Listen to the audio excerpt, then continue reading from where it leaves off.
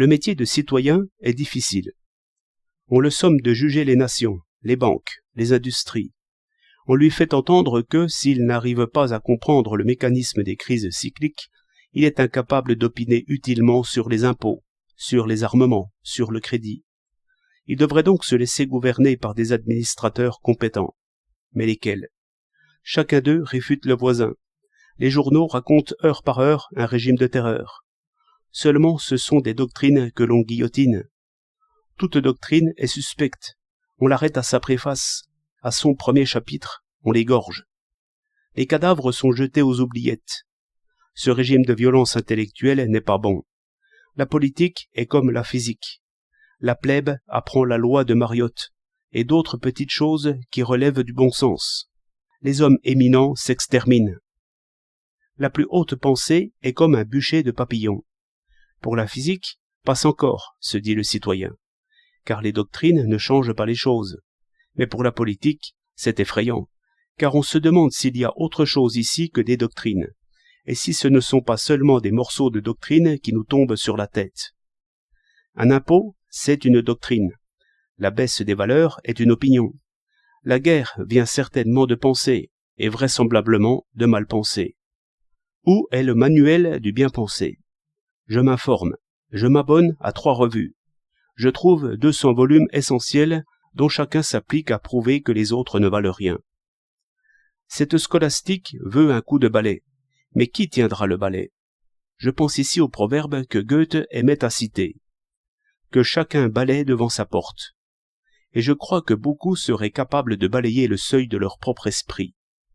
Que signifie l'instruction donnée à tous, sinon cette sorte de balai remis à tous?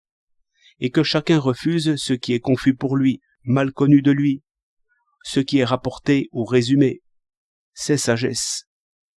Il y a quelque chose de clair dans les soviets russes. C'est que je n'en puis rien savoir qui soit clair et incontestable. Eh bien, au lieu d'en croire plusieurs choses successivement et avec colère, je n'en croirai rien. Nul ne m'a condamné à savoir tout. Au temps où les locomotives, par décret des compétences, portaient un coupe-vent, j'eus l'idée de balayer ce dogme mécanique, qui était, à regarder de près, une erreur d'enfant. La question pouvait être prise selon la méthode de Descartes. Un examen, même sommaire, d'un solide poussé dans un fluide, conduisait à arrondir l'avant, à effiler l'arrière. On a fini par le savoir, et je n'y suis pour rien, estimant qu'il m'importe plus d'éclaircir mes propres idées que de persuader les autres. Mais je gagnais, par ce moyen et par d'autres du même genre, d'échapper à la terreur physicienne. Je conseille aux citoyens d'échapper de la même manière à la terreur sociologique, en considérant avec patience quelques relations très simples et qu'il connaît bien. S'il est commerçant, il a connu quelque agent de publicité. Il sait comment ce genre d'homme s'impose, comment il se multiplie, comment il invente. Il sait ce que cela coûte.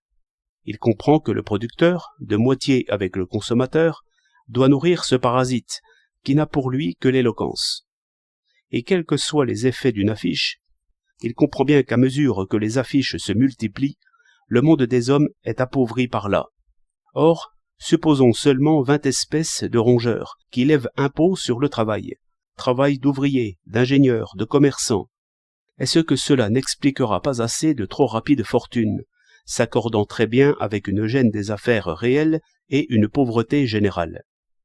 Alors le citoyen commerçant, tenant en main de telles idées simples et bien nettoyées, jugera quelques-unes de ses fautes, et balayera encore un petit bout du trottoir devant le voisin, et par ce moyen agira sur la politique et sur les destins du monde, à la longueur de son bras.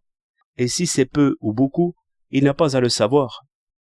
Et c'est parce que trop de gens voudraient savoir ce que la Chine en pense, qu'ils restent appuyés sur leur balai, à regarder passer la charrette des doctrinaires.